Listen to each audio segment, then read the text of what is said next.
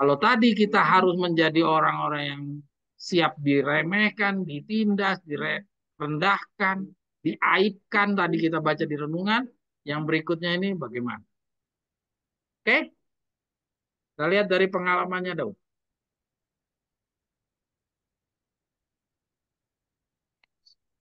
Sukses dan kehormatan duniawi telah melemahkan tabiat. Ya, ini sudah pernah kita baca. Ya, kita coba baca gerak cepat saja. Kita baca langsung hitamnya saja ya. Ini waktu di zamannya Bani Amon, bangsa Amon. Ya. Kenyataan bahwa Allah telah membawa Daud ke dalam hubungan yang sangat erat dengan dirinya dan telah menyatakan kebajikannya yang amat besar itu seharusnya menjadi satu pendorong baginya untuk menjadi tabiatnya agar tidak bercacat. Ya, jadi Tuhan kasih kemakmuran, Tuhan bikin apa Daud itu jadi bangsa yang besar, bangsa Israel di dalam kepemimpinan Daud menjadi bangsa yang disegani, ditakuti. Harusnya ya dengan dia punya hubungan yang erat dengan Tuhan, itu harusnya menjadi satu tampilan ya, sebagai satu tampilan kepada bangsa sekitar. Ya. Tetapi bila mana dalam kesenangan dan merasa dirinya aman, ia melepaskan pegangannya kepada Allah. Ya. Nah, lihat, kalau kita masih mempertahankan segala kehormatan kita, segala kelebihan kita, sepertinya ya kita membangga-banggakan, hati-hati. Karena kebanggaan itu kalau kita gunakan dengan salah, pada akhirnya itu akan menjerumuskan kita. Seperti pengalamannya Daud ini. Ya, oke lanjut. Oke, bisa dibaca sendiri ya.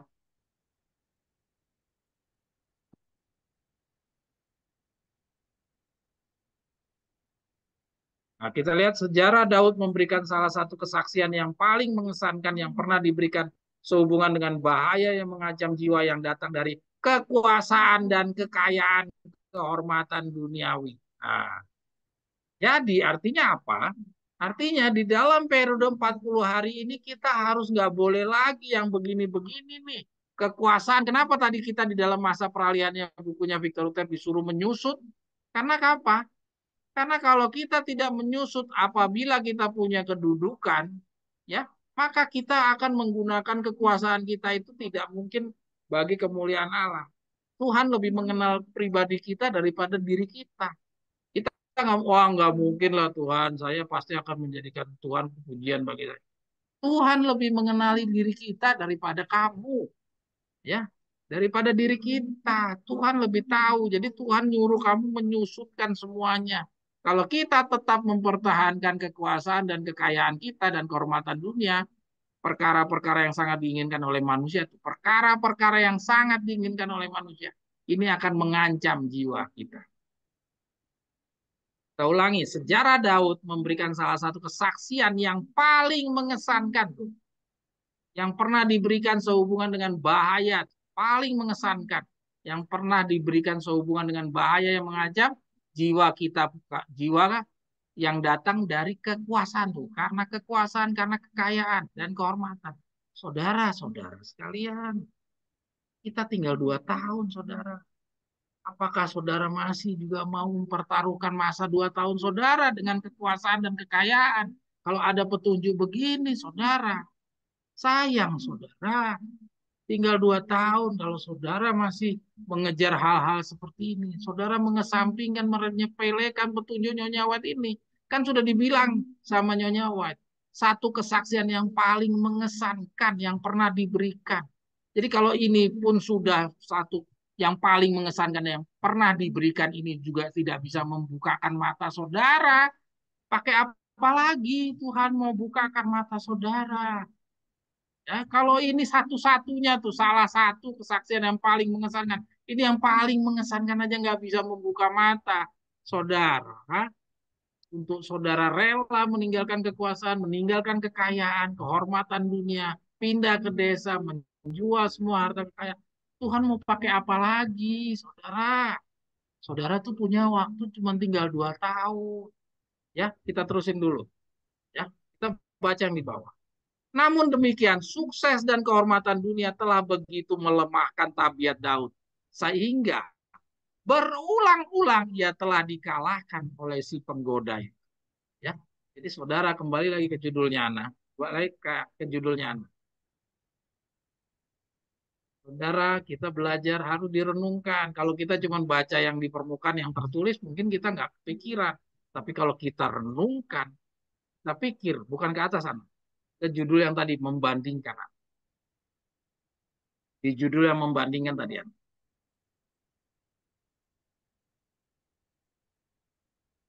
Ke judul yang membandingkan Ana.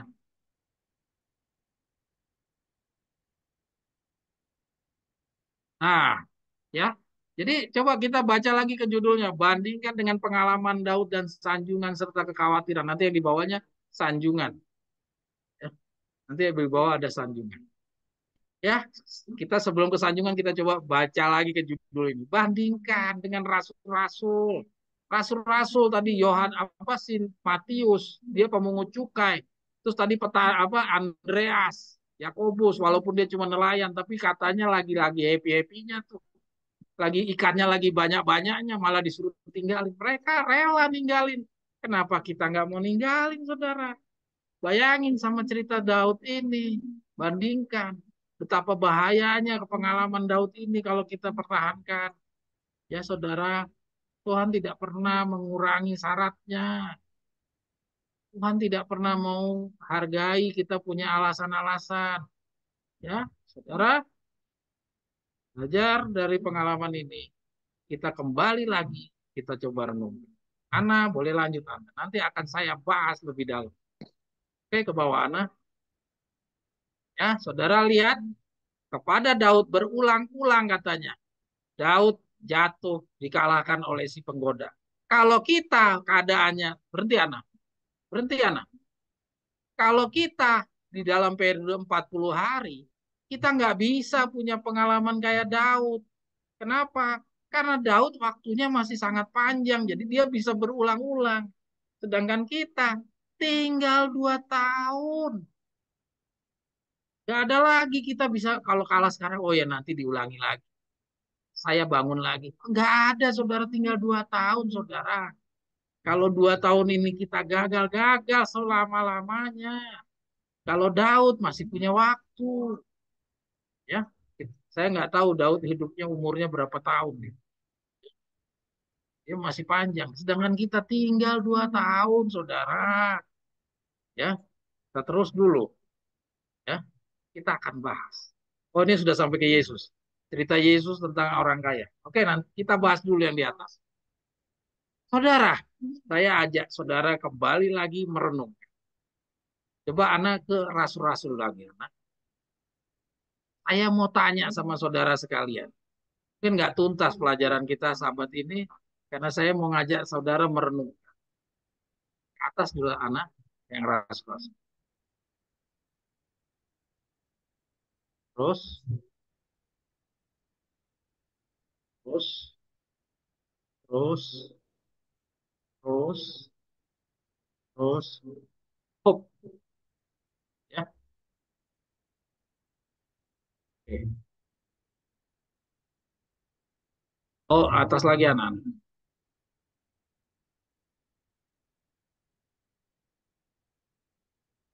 Oke, Hope. Kita lihat di sini. Matius dengan kekayaannya, Andreas Petrus dengan kekurangannya. Tapi waktu dia lagi mau diuji, itu dalam kondisi dia lagi di dalam jalannya penuh dengan ikan. Saudara-saudara sekalian, saya mau tanya sama saudara. Ketika Matius dipanggil, ketika Andreas dipanggil, ketika Petrus dipanggil, dia tahu nggak bahwa dia nanti akan mati? Bahwa rasul-rasul tidak ada satupun yang akan bertahan hidup, yang matinya normal. Mereka tahu nggak? Mereka tidak tahu, saudara-saudara.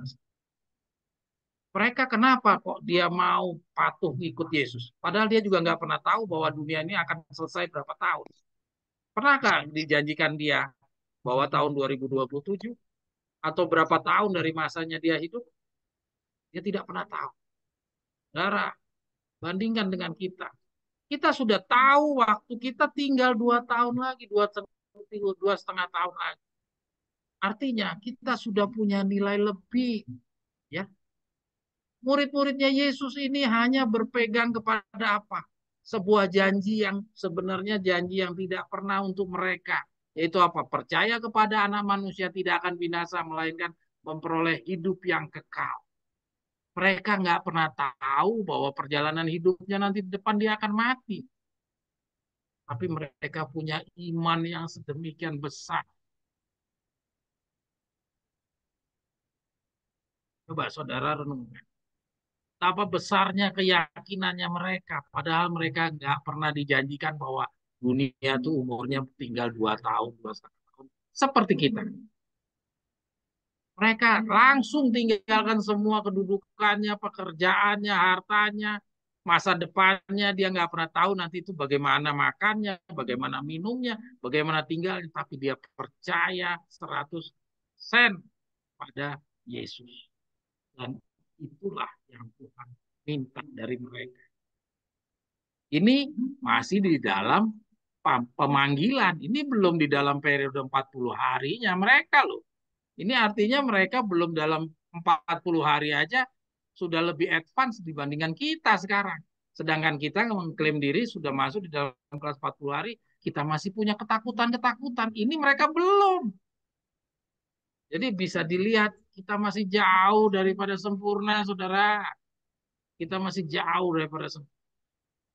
Saudara, kalau mereka yang tidak pernah dikasih tahu bahwa dunia ini masih tinggal berapa tahun lagi, ya, mereka tidak pernah tahu bahwa nasibnya dia bagaimana, dan dia mempunyai pemahaman yang salah terhadap sebuah janji bahwa percaya kepada anak manusia tidak akan binasa melainkan hidup yang kekal. Ya, kalau mereka tidak paham saja mereka bisa yakin punya iman, dan sedangkan kita yang sudah sedemikian luasnya pengetahuan, sudah dikasih tahu tentang time settingnya, kita juga sudah tahu tentang janji tidak akan binasa itu sebenarnya bagi kita, ya, kita sudah tahu semuanya, tapi kok kita nggak punya iman, ya. Kalau mereka bisa punya iman, kenapa kita nggak punya iman? Kita sudah tahu tinggal 2 tahun, kenapa kita masih mempertahankan harta kita? Kita masih mengklaim, oh Pak, saya baru beli tanah, saya baru membeli sapi, saya baru kawin, mohon dimaafkan, Lukas 14. Ya, ini saya coba mengajak saudara merenungkan termasuk mengoreksi diri saya sendiri. Ya, saya sedang bicara juga ke dalam diri saya sendiri. Karena saya juga bagian dari orang-orang yang penakut, yang khawatir dengan masa depan, khawatir dengan nanti makan apa, dengan minum apa. Ya, kalau rasul-rasul yang dengan ketidaktahuan apa-apa aja dia bisa yakin, masa kita yang sudah sangat tahu dan waktu kita nggak punya waktu lebih panjang lagi, kita udah tahu tinggal 2,5 tahun. Kenapa kita berjuang mencari kekayaan atau keberhasilan-keberhasilan? Apa yang kita mau kejar sebenarnya? Apakah keberadaan kita sebagai pemimpin di kantor segala macam itu memuliakan Allah? Tidak, saudara. Itu semua untuk kemuliaan kita sendiri. Itu adalah bagian dari kepentingan dirimu sendiri.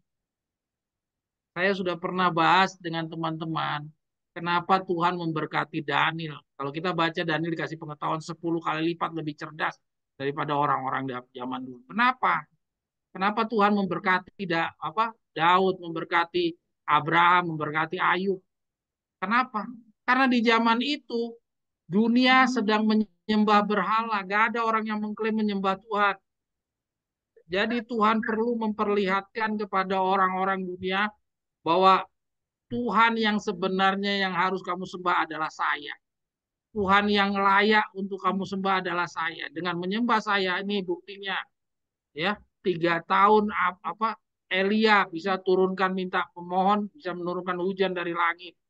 Jadi saya mau memperlihatkan inilah saya punya kuasa dibandingkan dewa-dewa Baal kalian.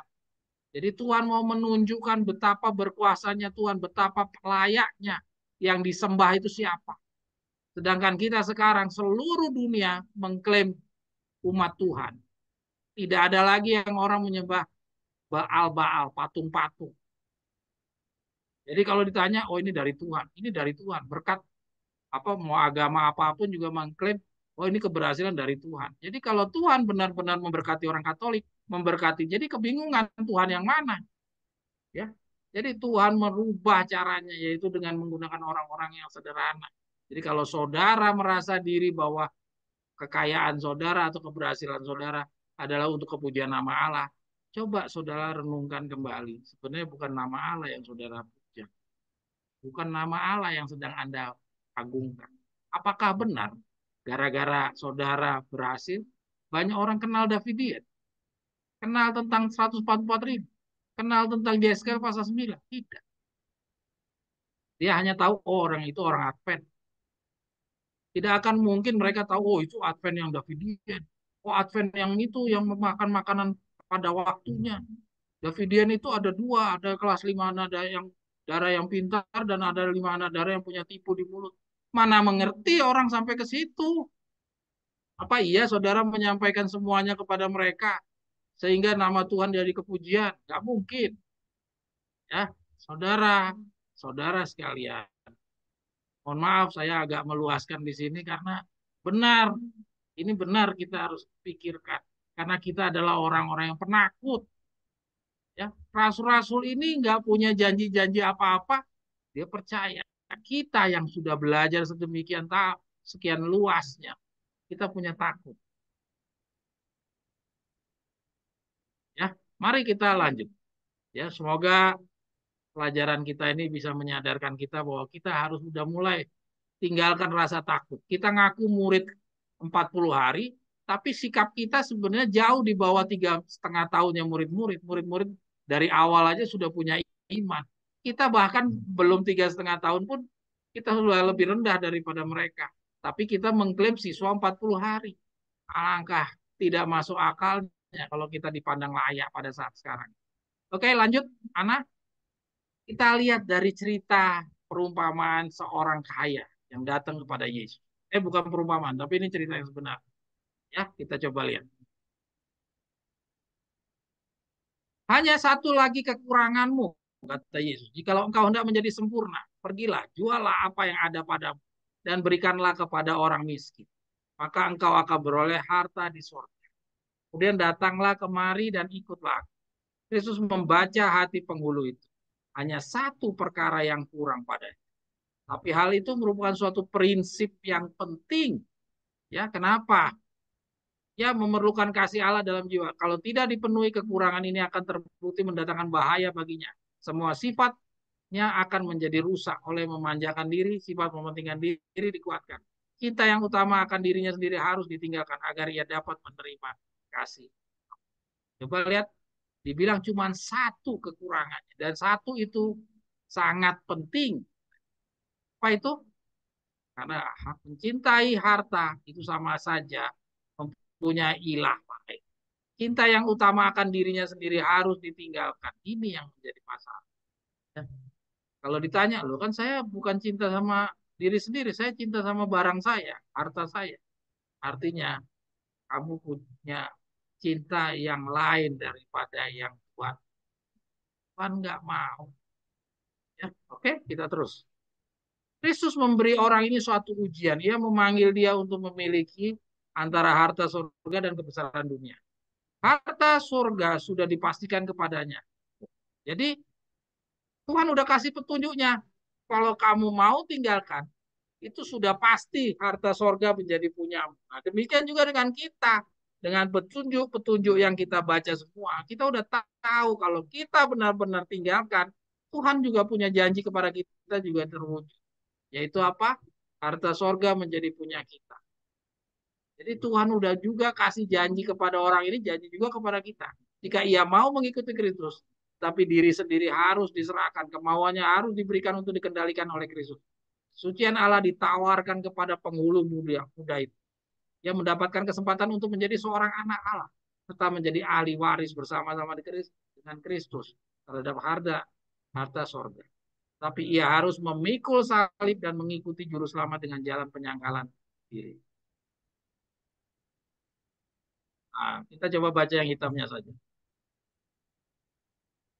Ia harus tuh pilihan terserah kepadanya.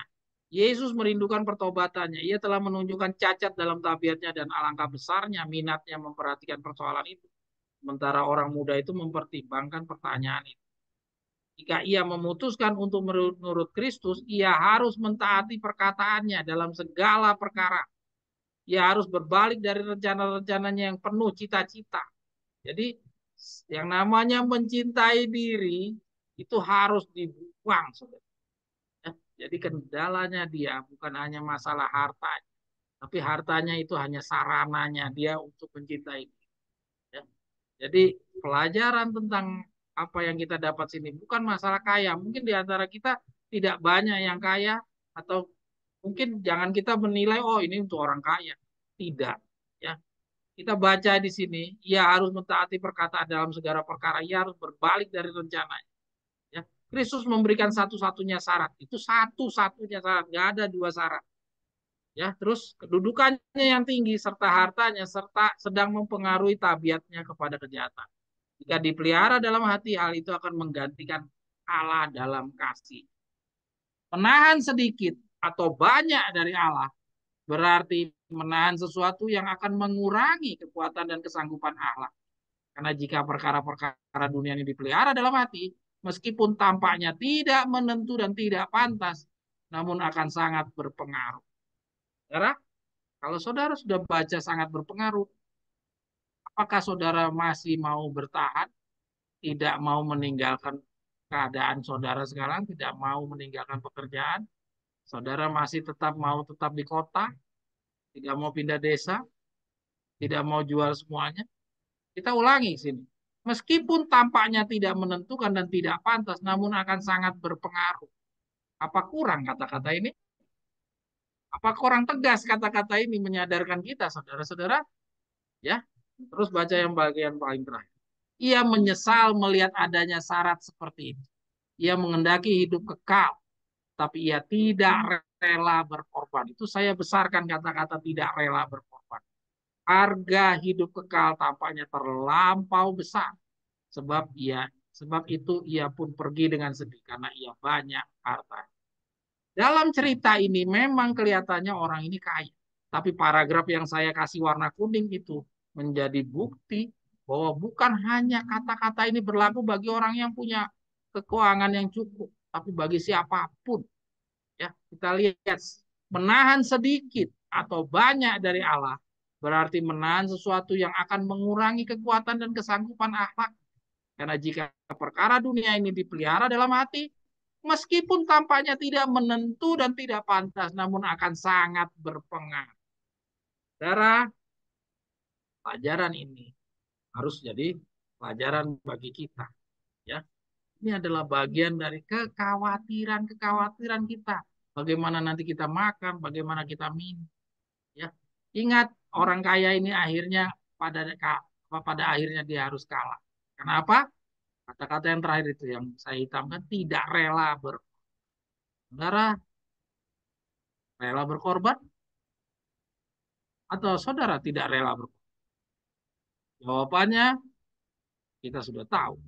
Ya, kita nggak usah tunggu sampai tanggal mainnya. Ya, dari petunjuk-petunjuk yang kita baca sudah kita dapat jawabannya. Kalau kita tidak rela berkorban. Oke, lanjut Ana. Catatan, ya kita lihat. Nih, bila kita membandingkan dengan pengalaman Lot dahulu, pengalaman orang kaya yang datang kepada Yesus ini jauh berbeda. Yaitu kalau dahulu Lot itu dipaksa untuk meninggalkan kekayaan dan kehidupannya. Sehingga kepatuhannya bisa kita simpulkan karena kondisi keadaan kota Sodom dan Gomora yang sudah tampak memaksa Lot untuk meninggalkan semuanya. Sementara orang kaya ini berada dalam kondisi dan keadaan yang tenang. Tidak terjadi sesuatu keadaan yang memaksa meninggalkan semua hartanya. Yang merupakan penghalangnya menjadi murid Yesus. Ini catatan dari saya ya. Tapi saudara coba uji sendiri. Benar nggak? Lot itu dalam tekanan atau orang kaya ini yang dalam tekanan? Dan kita sekarang ini cenderung sama dengan kondisi dari orang kaya ini. Kita hidup di dalam masa dari contoh saingan 120 tahun Nabi Nuh. Di mana tidak ada sama sekali desakan atau keadaan yang memaksa kita meninggalkan atau merubah semua kebiasaan kita. Jadi artinya kita sama persis dengan orang kaya tersebut. yaitu Tuhan meminta keikhlasan kita untuk berkorban. Ya, saudara, siap saudara? Jadi jawabannya hanya kita. Tidak ada keadaan memaksa kita kayak di zamannya Lot. Kita benar-benar dituntut kita sendiri. Ya, kita mandor atas diri kita sendiri. Kita mau nurut atau tidak nurut. Ya, tetangga kita, teman kita, semuanya akan memandang kita aneh. Ya, tadi kita udah baca ya dari cerita Daniel. Kita akan jadi orang yang aneh, dipandang aneh, dibilang orang orang gila. Ya, kayak Yohanes Pembaptis dikira orang gila. Karena nggak ada gempa bumi, nggak ada apa, dia pindah ke padang gurun. Ya, kita akan dibilang orang gila. Sama kayak Nabi Nuh, dibilang orang gila. Bikin kapal di atas gunung, itu kan orang gila. Nah, Tuhan butuh orang-orang gila sebanyak 144.000. Ya, bukan orang-orang yang seperti orang kaya ini yang mempermasalahkan tentang segala hal jadi penghalang. Tidak ada satu contoh dari 120 murid atau dari rasul-rasul yang masih menyimpan segala cadangan-cadangan yang tadi kita baca. Oke, lanjut. Nah, ini. Kita lihat. Berkat-berkat atau kesempatan yang besar jangan pernah menina-bobokkan kita dalam rasa aman atau sikap acuh. Ya, ini juga hal-hal yang selalu menjadi pengecualian-pengecualian di dalam pikiran kita. Saya kan dari keluarga yang bawa Davidian ke Indonesia, atau saya kan beda lah sama orang-orang lain. Mari kita baca bacaan ini. Berikut kepada Musa dan Harun, Nadab dan Abihu telah berdiri dalam kedudukan yang tinggi di antara orang Israel. Ya, di antara orang Israel, Musa, Harun, Nadab dan Abihu ini besar. Nadab dan Abihu itu anaknya Harun. Mereka telah mendapat kehormatan dari Tuhan dengan cara yang istimewa, dengan diizinkannya mereka bersama-sama dengan 70 tua-tua untuk memandang kemuliaannya di atas gunung. Ya, kita terus saja. Janganlah mereka membanggakan diri bahwa mereka kemudian bisa berbuat dosa tanpa mendapatkan hukuman.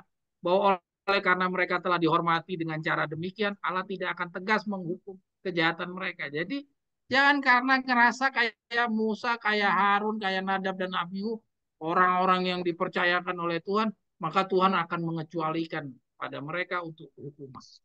Kalau untuk orang lain Tuhan akan hukum, untuk mereka Tuhan masih memaklumi. Bacaan ini menunjukkan janganlah mereka membanggakan diri bahwa mereka kemudian bisa berbuat dosa tanpa mendapatkan hukuman. Bahwa oleh karena mereka telah dihormati dengan cara demikian, Allah tidak akan tegas menghukum kejahatan mereka. Itu jangan pernah ada di dalam otak kita. Berkat-berkat atau kesempatan yang besar, jangan pernah menina-bobokan kita dalam rasa aman atau sikap acuh.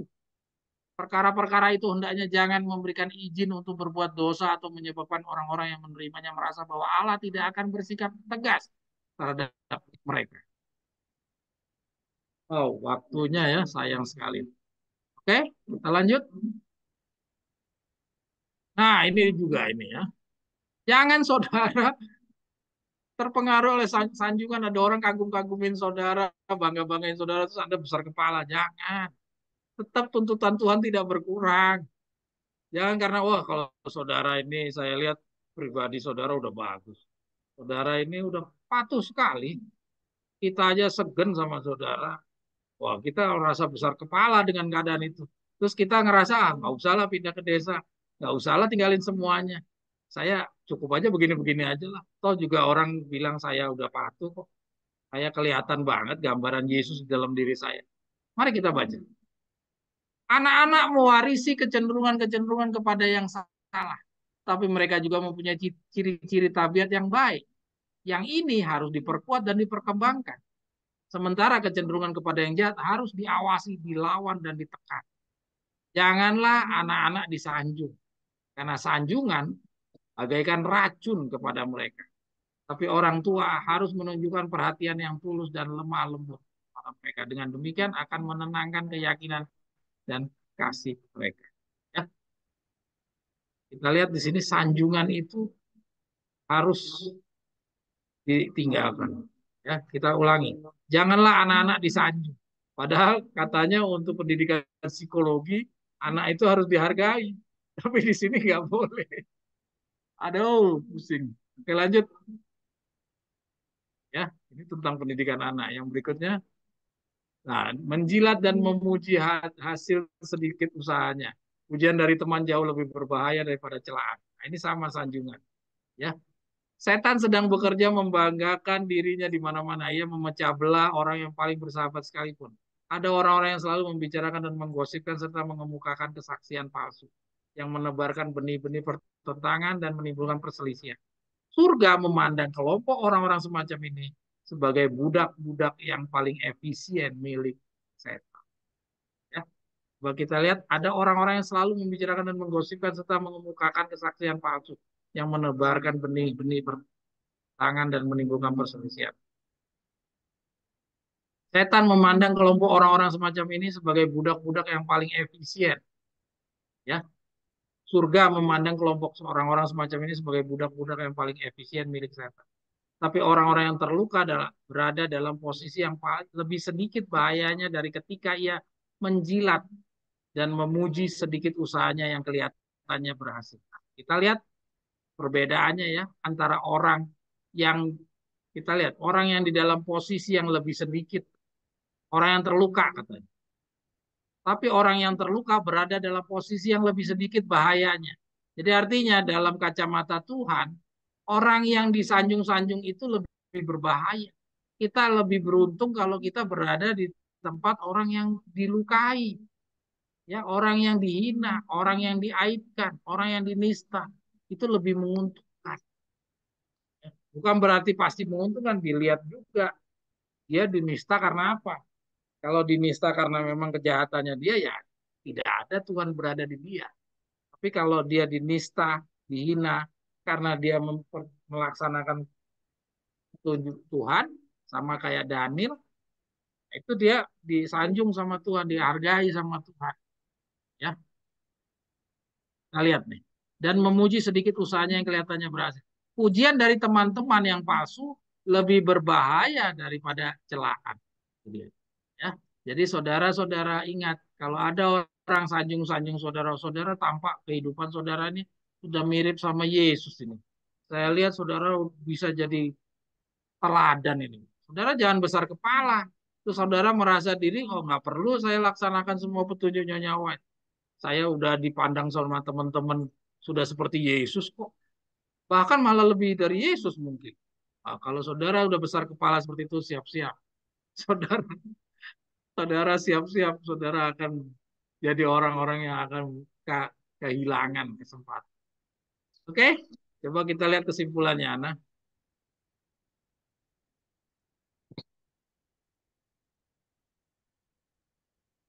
Ya, ini bacaan keseluruhannya berkaitan dengan renungan pendahuluan.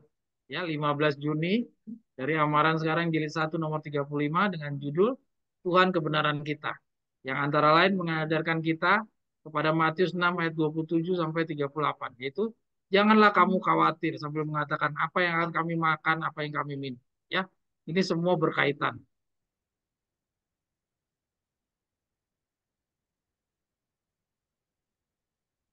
Nanti bisa dibaca ya.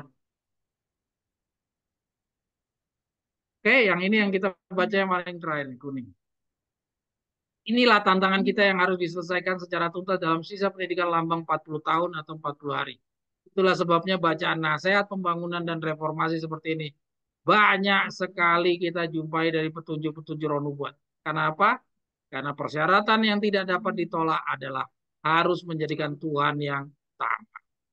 Ini persyaratan yang tidak bisa ditolak. Kita harus jadikan Tuhan yang utama. Tulisan roh nubuat betapa banyaknya untuk lakukan pembangunan dan reformasi. Karena apa? Pada dasarnya kita masih menjadikan Tuhan yang kedua, diri kita yang utama. Ya, oke, lanjut Ana.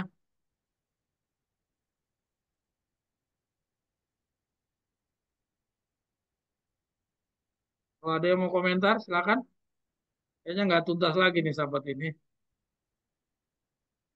Ya ini yang namanya belajar ya begini, kita bedah semuanya ya. Nah ini kita masuk di harga diri. Cukup nih masuk nih. Ini cukup. Oke, mari kita lihat. Ini juga salah satu pengganjal, saudara. Kalau tadi kekhawatiran karena kekurangan nggak bisa makan, nggak bisa minum. Terus yang tadi juga kita baca yang paling terakhir itu sanjungan, ya. Jadi sanjungan itu mendorong kita punya harga diri, harga apa gengsi, ya. Sanjungan-sanjungan yang tadi kita baca terakhir itu, ya, membuat kita itu tidak mau merendah, ya. Nah, bacaan ini kita melihat dari sisi yang lain. Kalau kita tadi ngelihat dari masalah makan bagaimana, minum bagaimana, kekurangan bagaimana. Kalau yang ini masalah merendahkan hati. Siap menjadi orang yang diaibkan, dinista, dihina. Siap nggak? Oke, lanjut. Mari kita lihat dari Amaran sekarang jilid 2 nomor 24. Orang-orang yang sukar memperoleh kesempatan. Lihat, judulnya orang-orang yang sukar memperoleh kesempatan. Ini Mario Horara dulu pernah menyampaikan. Ini saya coba ajak kita semua untuk membaca kembali. Ya, kita baca langsung. Kita baca langsung ke bawah ya. Ada yang dihitam-hitamkan, anak? Oh, kita baca dulu nih atas. Inilah tepat sebab inilah tepat sebabnya mengapa nubuatan tidak dapat dipecahkan pengertian oleh orang-orang yang bebas. Tidak dapat dibukakan tanpa bantuan roh, ya, yang telah mendikte buatan-nubuatan kepada orang-orang suci di masa lalu. Maka demikianlah nubuatan tidak akan diterjemahkan oleh kehendak manusia, melainkan oleh kehendak roh. Ya, yaitu roh yang sama yang telah mendikte penulis-penulis nubuatan itu sendiri. Saudara lihat, ini bukanlah pendapat saya. Inilah bahasa yang jelas dari Alkitab sendiri. Namun jika sekiranya masih terdapat sesuatu keraguan dalam pikiran Anda, maka kami akan berusaha memberikan bukti Alkitab yang lain lagi. Ya, nah, jadi Victor Rutev menunjukkan bahwa roh Allah itulah yang membuka orang itu bisa mengerti semua yang disampaikan. Ya, tanpa roh Allah tidak bisa. Jadi supaya roh Allah itu datang, tuh rendah, ya oke, kita terus. Oleh sebab itu, nah ini di sini Victor Rutte mau menunjukkan nih, tanpa roh Allah itu tidak akan bisa orang mengerti nubuatan. Ya. Namun jika sekiranya masih terdapat keraguan-raguan, maka kami akan berusaha memberikan bukti Alkitab yang lain. Nah ini adalah bukti yang lain yang Victor Rutte mau tunjukkan. Jadi Victor tunjukkan dengan apa? Dengan contoh.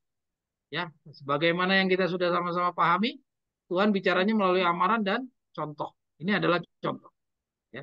Oleh sebab itu, marilah kita kembali meninjau raja-raja dari Babel, ya, di Mesir. Dan raja-raja dari negeri kuno telah memberikan kepada orang-orang pandainya bukan saja kesempatan yang umpani, yang diumpani dengan penghargaan yang kaya untuk menerjemahkan arti dari hayal-hayal mereka yang kita temui sekarang dalam Alkitab, tapi juga mengancam untuk membantai mereka jika mereka gagal. Kita terus. Semua orang pandai mereka itu telah gagal dan bahkan secara terbukti, terbuka dan dengan bijaksana mereka mengakui bahwa bukanlah pekerjaan mereka untuk mengungkapkan perkara-perkara Allah yang rahasia. Tidakkah semua bukti ini cukup wajar untuk meyakinkan setiap orang bahwa perkara Allah yang rahasia seperti halnya nubuatan-nubuatan yang dirahasiakan ini betapapun sederhananya, semuanya itu tidak akan dapat diungkapkan oleh manusia-manusia berdosa, juga tidak oleh iblis. Apabila Allah mengendaki sesuatu perkara menjadi rahasia, maka betapapun sederhananya dan jelas, yaitu akan tetap tertutup sampai kelak sendiri. Ia sendiri yang akan mengungkapkan. Kemudian setelah ia itu terungkap, maka semua orang akan mengetahui bahwa Allah sendiri sedang bekerja. Demikianlah mereka semua akan mengenali akan musim dan masa dari pekerjaan ini.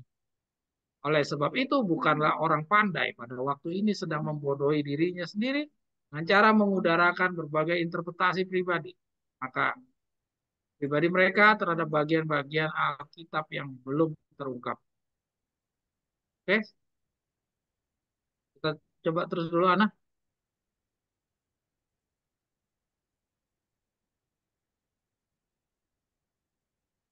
Ini yang hitam aja, Ana. Nanti saudara-saudara bisa baca sendiri ya. Jika hal itu tidak mudah bagi para imam, ya, jadi demikian juga nih ceritanya. Orang-orang pandai dari Kasdim dan Mesir itu tidak mengutarakan pendapat-pendapat pribadi mereka mengenai apa yang dapat diartikan dari hayal-hayal raja itu. Dengan begitu mudah saja, bagi mereka untuk mengatakan kami tidak tahu. Tapi jika hal itu tidak mudah bagi para imam, ahli-ahli Taurat dan orang-orang Farisi yang angkuh di masa Kristus dahulu untuk menarik kembali apa yang telah mereka ajarkan kepada orang-orang banyak, maka juga tidak akan mudah bagi para penterjemah pribadi masa kini untuk menarik kembali hasil-hasil interpretasi. Ya, jadi cerita singkat ini mau menunjukkan bahwa tanpa Roh Allah, ya, sesuatu rahasia Allah itu tidak akan mungkin bisa dipahami, ya. Jadi Victor Hutep kasih contoh dari orang-orang Kasdim di masa lalu dan orang-orang Mesir, ya. Jadi kita lihat di sini dikatakan jika hal itu tidak mudah bagi para imam, ahli Taurat dan orang Farisi untuk mau menerima, mau merendahkan hati, maka tidaklah heran kalau orang-orang sekarang ini pun juga tidak rela untuk menarik kembali apa yang telah mereka ajarkan kepada orang banyak. Maka juga tidak akan mudah bagi para penterjemah pribadi masa kini untuk menarik kembali hasil-hasil itu. Walaupun mereka cukup mengetahui bahwa pengakuan yang jujur dan teruji yang sedemikian itu akan membuat mereka menjadi pahlawan-pahlawan yang besar bagi, ya, saudara, ingat ingat ini contoh yang pertama dari harga diri, ya. Mudah-mudahan kita tidak lagi seperti orang-orang ini. Ketika kita punya pandangan, banyak di antara kita yang orang-orang Davidian pun juga sama, ya. Jangan kita lihat diri kita yang sudah di dalam kebenaran yang berkembang. Banyak dari teman-teman kita yang sudah di dalam Davidian, ketika kita tunjukkan tentang pelajaran 40 hari, mereka tidak ada yang mau terima. Kenapa? Karena mereka merasa diri lebih senior, lebih banyak jumlahnya, ya, lebih besar orang-orangnya, ada di Amerika lah orang-orangnya.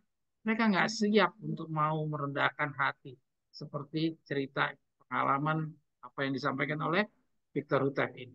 Ya, diulangi kembali di dalam pengalaman. Kita harus ingat, kita adalah siswa 40 hari. Kita jangan juga menjadi orang-orang yang masih seperti ini. Karena masih ada di antara kita juga orang-orang yang tidak mau dikritik dalam hal-hal tertentu dari praktek kehidupan kita. Kita harus mau jadi orang yang rendah hati. Kita banyak yang sadar bahwa perbuatan kita mungkin belum cocok. Tapi ketika diingatkan, kita langsung marah atau kita tidak rela untuk meninggalkan. Karena apa? Karena harga diri. Oke, kita lihat. Ini juga dosa pertama pengalaman Lucifer. Ya, kita lihat. Lanjut. Nah, kita lihat di sini ya. Walaupun ia sudah meninggalkan kedudukannya sebagai kerub yang berjaga, namun seandainya ia mau kembali kepada Allah, mengakui hikmat penciptaan, mengakui hikmat pencipta, dan puas dengan mengisi kedudukan yang telah ditetapkan baginya dalam rencana besar Allah, maka ia akan dikembalikan kepada jabatannya yang semula. Ya, kita semua udah tahu bahwa Lucifer ini karena keangkuhannya, ya, dia meninggalkan kedudukannya. Dia rela untuk apa? Dibuang daripada eh, kedudukannya yang tinggi. Di sini kita ditunjukkan, seandainya dia mau saja merendahkan hatinya, ya, dia masih diberikan kesempatan sama Tuhan untuk kembali lagi duduk di jabatannya yang semula. Tetapi keangkuhan menghalanginya untuk menyerah. Padahal sebelum Lucifer itu tidak pernah ada yang namanya angkuh. Tidak ada yang namanya mementingkan diri. Kita udah pelajari beberapa saat yang lalu. Tidak ada yang namanya mementingkan diri. Tidak dikenal. Yang ada hanya menghalangi melayani Tuhan Allah dengan sebulat hatinya dan segenap jiwanya. Tidak ada yang melayani diri sendiri. Ya. Kita lihat di sini. Tetapi keangkuhan menghalanginya untuk menyerah. Ia telah mempertahankan jalannya dengan mengatakan bahwa ia tidak perlu bertobat dan tunduk sepenuhnya kepada penciptaan, ya, dalam pertentangan besar ini. Ya, ingat apa yang membuat si Lucifer seperti ini? Ya, sama seperti tadi dewa-dewa, dukun-dukunnya Mesir. Ya, apa yang membuat mereka begitu? Padahal mereka tahu bahwa mereka itu salah. Ya, Lucifer juga udah tahu bahwa dia itu salah. Tapi apa yang membuat mereka seperti itu? Kenapa? Karena keangkuhan, karena harga diri, karena apa? Karena gengsi. Ya ingat itu semua adalah penghalang. Oke, lanjut.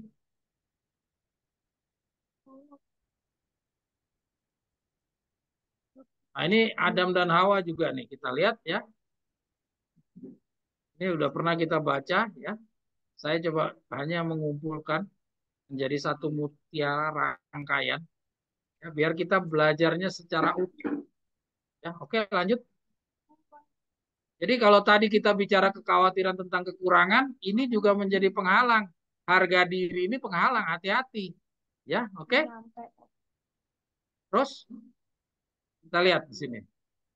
Gantinya ya, Adam tidak dapat menyangkal atau mencari dalih akan dosanya itu. Tapi gantinya menyatakan pertobatan, ia berusaha untuk melemparkan kesalahan atas dirinya, atas diri istrinya. Jadi dia lempar kesalahan kepada istrinya. Ya, oke. Kita lanjut. Ya, ini dari bapak orang berdosa pertama nih. Ya, bapak ya, manusia pertama ya berdosa adalah seperti ini. Kita lihat sekarang dari Hawa. Mengapakah engkau menciptakan ular itu? Ini ya, pada waktu perempuan itu ditanya apakah ini yang telah kau perbuat, dia menjawab, si ular itu menipu aku, lalu aku makan. Mengapakah engkau menciptakan ular itu? Mengapakah engkau membiarkan ular itu masuk ke dalam taman Eden? Dengan demikian, seperti Adam, ia menuduh Allah bertanggung jawab atas kejatuhan mereka ke dalam dosa. Roh membenarkan diri berasal dari Bapa segala dosa, dusta. Itu dimanjakan oleh leluhur kita yang pertama. Segera setelah mereka menyerah kepada pengaruh setan dan telah dinyatakan oleh semua keturunan Adam. Gantinya dengan rendah hati mengaku dosa-dosa mereka, mereka mencoba membela diri dengan melemparkan kesalahan ke atas orang lain terhadap keadaan sekeliling atau terhadap Allah. Ya. Jadi ingat harga diri, gengsi. Oke lanjut Ana.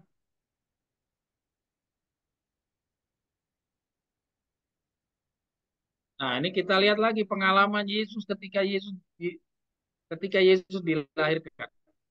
Ya. Kita lihat waktu Yesus di usia 12 tahun dia datang ke gereja, ya kita lihat sikap dari orang-orang pada saat itu. Ya, ini semua kejatuhan-kejatuhan yang seharusnya tidak perlu jatuh. Seandainya mereka ini mau rendah hati, ya.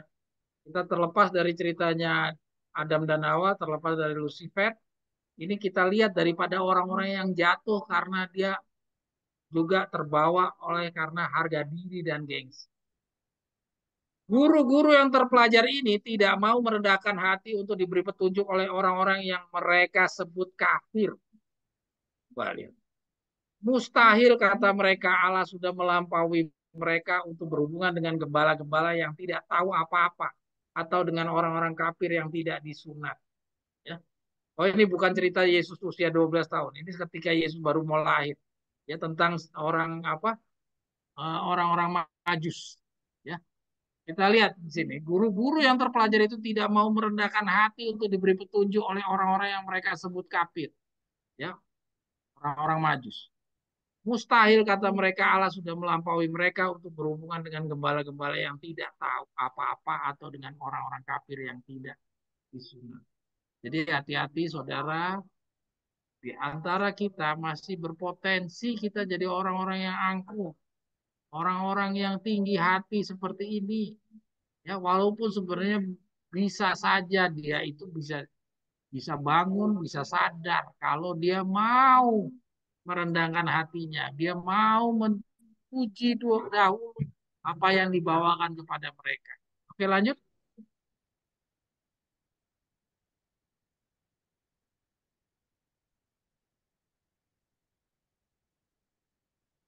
Nah, ini Yesus ketika usia 12 tahun ya.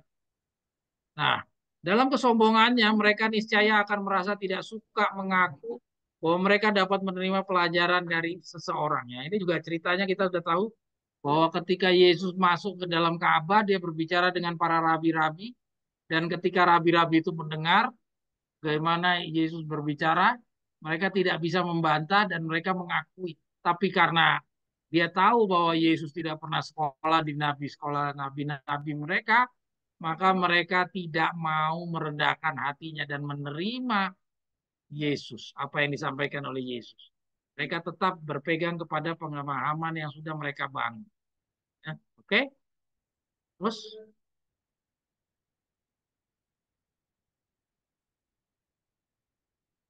mereka tidak mau mengaku bahwa mereka sudah salah mengerti akan Alkitab yang mereka ajarkan itu.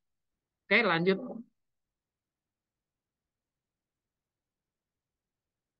Nah, ini kita lihat juga. Mengenai hal harga diri, kita juga jumpai dalam pengalaman penolakan General Conference tahun 1888 ya di Minneapolis. Ya, kita juga jumpai di sana contoh-contoh dari pengalaman umatnya dari zaman ke zaman tentang harga diri.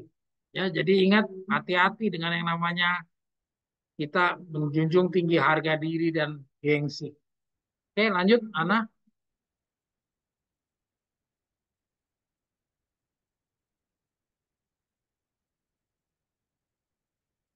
Kita lihat di sini nasihatnya Nyonya White. Mengenai pikiran manusia adalah pekerjaan yang paling sulit yang pernah dipercayakan kepada manusia fana. Ya. Menangani pikiran manusia adalah pekerjaan yang paling sulit yang pernah dipercayakan kepada manusia. Guru akan menghadapi dengan dorongan hati, ketidaksabaran, kebanggaan, mementingkan diri sendiri, rasa hormat, diri yang tidak pada tempat. Ya, sebagian dari orang-orang muda itu telah hidup dalam unsur kesewenang-wenangan yang tertahan dan kekasaran yang telah memperkembangkan suatu roh keras kepada dan keras kepala dan pembangkangan. Yang lain telah diperlakukan sebagai binatang peliharaan. Diharuskan mengikuti kecenderungan orang tua mereka yang terlalu menyayangi mereka. Kelemahan-kelemahan telah dimaafkan sampai tabiat rusak. Ya, ini tentang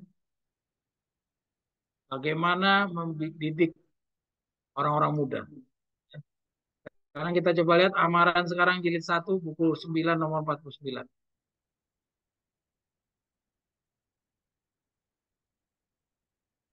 Ini kita lihat nih. Kita baca yang bagian bawahnya. Alkitab berikan catatan bahwa Ibrahim adalah sangat kaya, tapi ia disebut teman Allah. Oleh sebab itu, kekayaan itu sendiri dapat merupakan suatu berkat, sungguh pun itu seringkali menjadi suatu laknat. Tapi kesombongan adalah tidak pernah baik. Ya, ini udah pernah kita baca, tapi coba kita jadikan satu rangkaian pembelajaran. Ya, ingat, jadi harga diri, sombongan itu adalah tidak pernah baik. Ingatlah bahwa setan menemukan dalam masing-masing kita sedikit-dikitnya sebuah lubang tembak. Bagaimanapun juga keadaan lubang tembak itu, yaitu harus disingkirkan. Apakah itu berupa kekayaan ataupun kesombongan. Tentu saja tidak semua orang adalah kaya dan terikat pada kekayaannya. Tapi setiap orang dapat saja terikat pada dirinya sendiri, yaitu manusia lama. Dan tidak semua orang perlu melepaskan kekayaan, tapi semua orang perlu melepaskan diri dari manusia lama. Itu yang membawa mereka ke dalam apa saja terkecuali ke dalam mana mereka patut berada. Walaupun di sini dikatakan tidak semua orang perlu melepaskan kekayaan, tapi kita harus ingat pelajaran kita ya, kita menunjukkan bahwa kita harus melepaskan. Ya, tadi kita udah belajar ya, walaupun petunjuknya seperti ini konteksnya berbeda. Ini konteksnya bukan dengan masa peralihan, ya, tapi dalam konteks bicara tentang kesombongan, ya, tentang harga diri. Oke, ya, itu kira-kira saudara, kenapa harga diri ini kita perlu jadikan satu rangkaian pembelajaran kita dalam 40 hari. Kenapa? Karena jangan lupa saudara, saudara akan menjadi orang-orang yang seperti Yohanes Pembaptis, ya, atau orang-orang yang seperti kita baca dari pengalamannya Daniel. Yaitu apa? Anda akan menjadi orang-orang yang aneh, orang-orang yang aneh.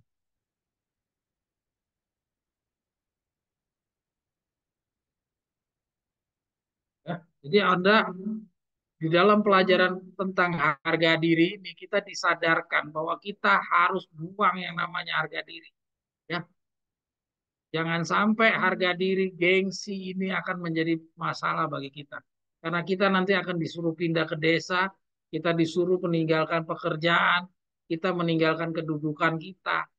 Kita siapkah untuk menjadi orang yang terhina dari antara orang yang paling hina? Kita siapkah menjadi orang yang dinista? Kita siapkah menjadi orang yang diaibkan? Ya, jadi ingat rangkaian pembelajaran tentang harga diri ini tetap harus kita renungkan. Karena bukan hanya masalah kekhawatiran apa yang kita makan, apa yang kita minum, apa yang kita pakai. Tapi harga diri ini pun juga menjadi pengganjal. Kalau kita masih punya masalah dengan harga diri, kita disuruh pindah ke tempat yang terpencil, yang jauh dari kota. Anda siap untuk diketawain orang? Anda siap untuk dipertanyakan orang? Itu semua harus Anda bisa jawab. Itu kita lihat dari judul yang disampaikan di dalam buku amaran sekarang ini, itu adalah termasuk orang-orang yang sukar memperoleh kesempatan. Jadi kalau saudara baca utuh ini, nanti saudara akan dapat lebih lengkap jelasannya Victor Uters. Ya, jadi ingat jangan sampai menjadi penghalang harga diri dan gengsi saudara. Ya, ketika saudara sudah mampu untuk meninggalkan pekerjaan, sudah mampu untuk rela pindah, ya, tapi ingat hati-hati jangan sampai masalah satu ini juga menjadi penghalang saudara. Misalkan saudara mau meninggalkan kota, tapi saudara masih pilih-pilih desa yang indah, desa yang dekat kota, desa yang masih kayak Sodom dan Gomora. Jangan sampai, ya, jangan sampai saudara hanya keluar dari tempat yang satu, hanya masuk ke dalam lubang buaya yang lain lagi. Itu sia-sia. Anda pindah dari kota, tapi saudara pindah ke tempat yang sebenarnya juga tidak beda jauh dari kondisi yang sia-sia. Oke?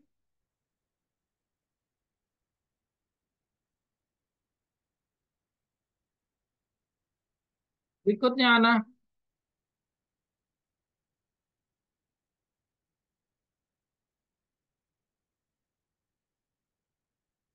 Ya, kita sekarang baca ini yang terakhir.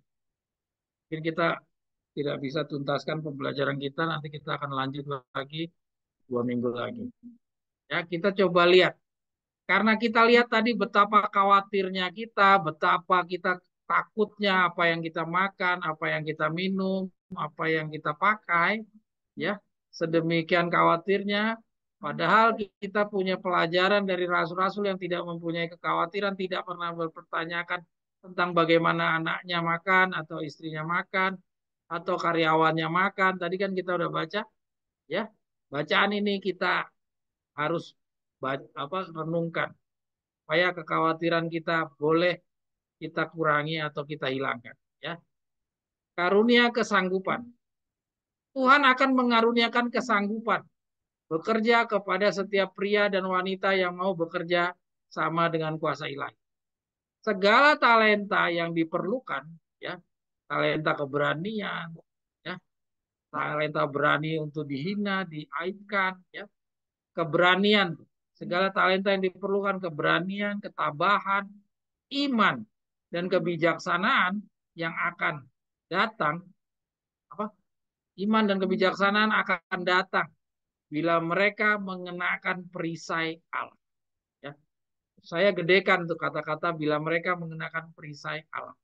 Jadi kalau kita telah menggunakan perisai Allah atau dengan kita benar-benar menjalankan iman, percaya, iman mengerti, baca, mengerti, percaya, laksanakan, iman kita itu menghidupkan kita, maka yakinlah bahwa Tuhan akan mengaruniakan kesanggupan ini. Jadi ini persyaratan yang Tuhan minta.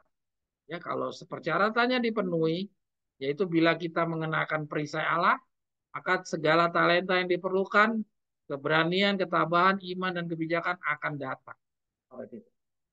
Kerjaan besar harus dibuat di dunia ini, di dunia kita ini, dan agen-agen manusia pasti akan menerima panggilan itu. Dunia harus mendengar amaran ini. Apabila panggilan datang, siapakah yang akan aku utus? Dan siapakah yang mau pergi? Jawablah dengan jelas, inilah aku, utuslah aku. Ya. Jadi artinya apa? Artinya di sini mau menunjukkan ketika kita masih seperti kita yang kemarin, ketika ada panggilan untuk datang, siapakah yang akan aku utus dan siapakah yang mau pergi? Kemungkinan banyak di antara kita yang seperti Lukas 14. Kita tidak menjawab, inilah aku, utuslah aku. Kita banyak menjawab dengan Lukas 14. Saya baru membeli tanah, saya baru menikah, saya baru membeli sapi. Ya, itu yang sekarang kita rata-rata masih menjawab seperti itu. Ya, tapi di dalam periode 40 hari ini kita harus sudah bisa mengenakan perisai Allah. Kita harus belajar bagaimana kita bisa sebagaimana rasul-rasul Daud. Ya, percaya sepenuhnya kepada Tuhan. Kekhawatiran-kekhawatiran kita tinggalkan semuanya. Bila kita benar-benar sudah begitu, ya, yaitu mengesahkan apa mengenakan perisai Allah, maka segala talenta yang diperlukan, keberanian, ketabahan, iman dan kebijaksanaan akan datang. Ini janjinya Allah. Sama nanti seperti murid-muridnya Yesus. Ketika kita sudah jalankan, murid-muridnya Yesus ditanya, bagaimana dengan kasutnya kamu, dengan perbekalan kamu? Adakah kamu kekurangan? Jawaban mereka, tidak. Ya, setelah mereka jalani, setelah mereka meletakkan semua kepercayaannya kepada Tuhan, ternyata semua kekhawatiran-kekhawatiran itu tidak pernah terjadi. Jadi artinya kekhawatiran kita itu hanya karena kita masih mencintai diri kita sendiri. Oke, terus para penonton yang tidak peduli mungkin tidak menghargai. Ya, ya maksudnya para penonton yang tidak peduli mungkin tidak akan menghargai atau tidak melihat pentingnya pekerjaan Anda. Jadi maksudnya orang-orang di sekitar kita tidak menghargai, ya. Mungkin mereka malah tertawa melihat kita pindah dari kota pindah ke desa atau kita berhenti bekerja, itu mereka tertawa, malah heran, ya, memandang kita aneh seperti tadi kita baca di cerita Daniel. Ya, mungkin tidak menghargai semua keputusan kita atau tidak melihat pentingnya pekerjaan Anda. Mereka tidak pernah melihat bahwa kita akan menyandang suatu pekerjaan yang besar, yaitu pekerjaan mengumpulkan buah-buah kedua. Mereka nggak pernah melihat, karena mereka nggak tahu pelajaran kita. Ya, mereka makanya tidak menghargai. Mereka menganggap pekerjaan Anda mendatangkan kerugian. Saudara harus siap, ya, siap harga diri saudara harus benar-benar rela untuk direndahkan. Mereka menganggap pekerjaan Anda akan mendatangkan kerugian. Jadi apa yang kita putuskan itu tentu bagi mereka ini suatu keputusan yang bodoh. Pekerjaan sudah sedemikian lama, puluhan tahun, itu ditinggalkan dari posisi kedudukan yang lumayan, ditinggalkan pindah menjadi petani, itu sebuah kebodohan dari kacamata orang banyak. Ya, dari kacamata mereka dianggap semua yang kita lakukan itu akan mendatangkan kerugian. Suatu kehidupan yang tidak dihargai dan penuh pengorbanan. Bagi mereka ini sebuah pengorbanan yang luar biasa. Tetapi para pelayan Yesus, nah, kita sudah tidak mempunyai harga diri, tidak lagi mementingkan harga diri, gengsi, ini dia jawabannya. Tetapi para pelayan Yesus melihatnya dalam terang yang bersinar dari salib. Pengorbanannya akan terlihat kecil dibandingkan dengan pengorbanan Tuhan. Dan dia senang mengikuti jejak. Ya. Kita lihat di sini, ini adalah bagian dari, coba judulnya Ana tadi apa? Keteguhan ya. Apa judulnya Ana?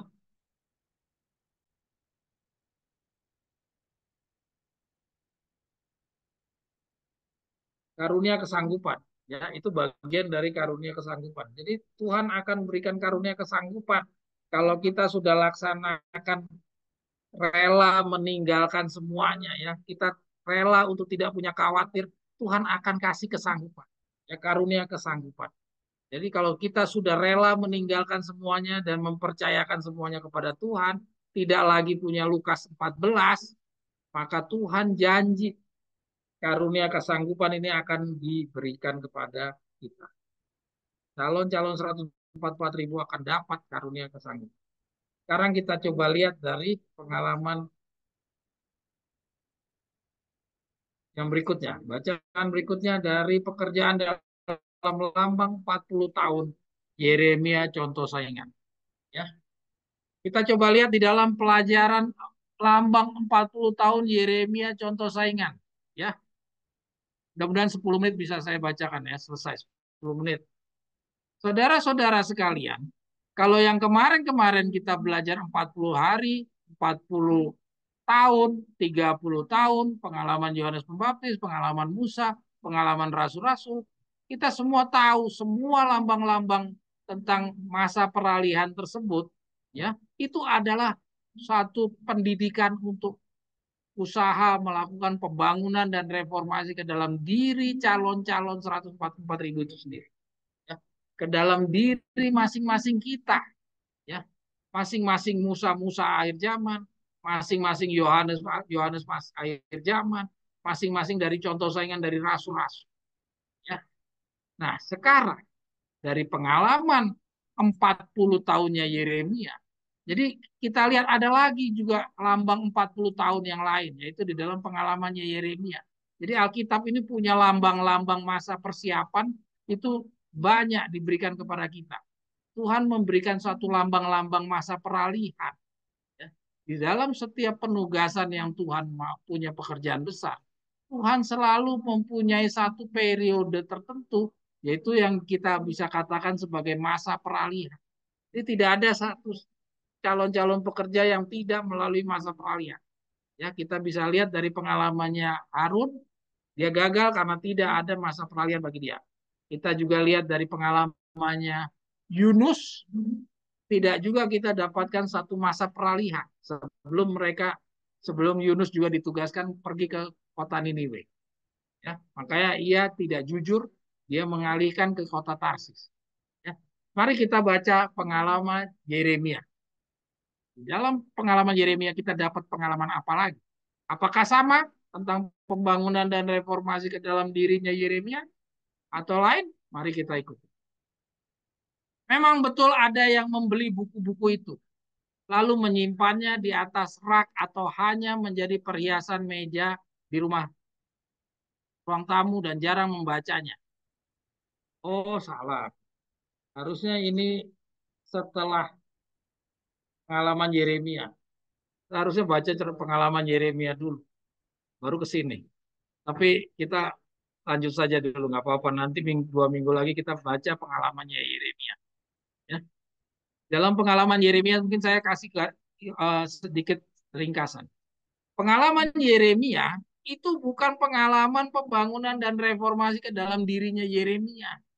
Di dalam cerita ini, Yeremia adalah seorang guru yang ditugaskan sebelum kehancuran kota Yerusalem di zaman Babilonia dulu. Ya, sebelum tahun 500 berapa itu?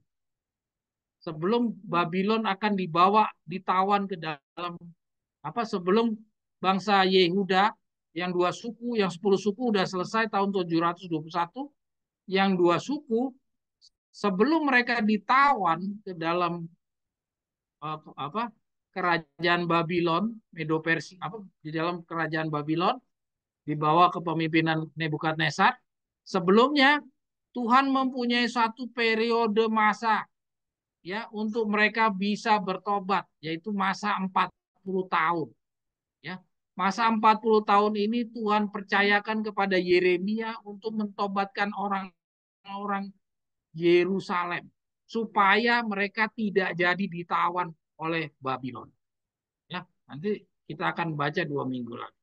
Nah, di dalam masa 40 tahun ini Yeremia ditugaskan untuk menegur, ya, menegur banyak nubuatan-nubuatan. Ini adalah contoh dan contoh saingan juga kepada kita. Dalam masa lambang 40 tahun ini ditugaskan untuk Yeremia menugaskan orang-orang Yeremia ditugaskan untuk menyadarkan orang-orang Yehuda, ya.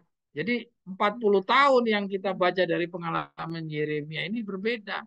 Jadi 40 tahun ini adalah lambang daripada kita ditugaskan untuk menggempur kota Yerusalem dari nubuatan Yeskel pasal 4. Ya. Kita disuruh menggempur Yerusalem. Jadi kalau yang lainnya lambang 40 hari, 40 tahun adalah untuk pembenahan di dalam diri masing-masing kita, tapi dalam 40 hari ini adalah lambang kita menggempur Yerusalem. Ya, lambang bagi kita untuk membagi-bagikan kebenaran. Ya. Nah, di dalam lambang 40 hari itu nanti akan ada yang dihasilkan, yaitu namanya siapa? Yaitu Daniel, Sadrak, Mesak, dan Abednego. Jadi Daniel, Sadrak, Mesak, dan Abednego itu adalah hasil dari pendidikan 40 tahunnya Yeremia. Jadi kalau kita baca, kita ikuti, Daniel akhirnya berani, Daniel bisa bertahan ketika ada ujian, dia dilempar ke dapur api, dia dilempar ke lubang singa, dia berani, sama halnya kayak Musa juga punya keberanian, sama halnya juga dengan rasul-rasul, tidak merasa punya rasa takut setelah 40 hari, ya. Demikian juga Daniel punya keberanian. Kenapa? Kenapa kok tidak seperti Daniel, tidak seperti Harun? Karena Daniel juga hasil dari pendidikan 40 tahun. Dengan kata lain, Daniel juga telah melewati masa peralihannya. Daniel, Sadrak, Mesak, dan Oke, mungkin saya tidak berhasil untuk membawa saudara untuk membaca seluruh bacaan ini. Itu hanya intro untuk kita belajar besok tentang 40 tahun Yeremia. Oke, mungkin saya tidak bisa berpanjang-panjang karena waktu sudah terlalu malam, sudah melewati hari Sabat, kita sudah masuk hari kerja. Mungkin nanti kita akan baca 2 minggu. Ya, itu sedikit gambaran ringkas tentang pengalaman 40 tahun Yeremia. Oke, kita akhiri. Mari kita bertelut berdoa dipimpin oleh Tante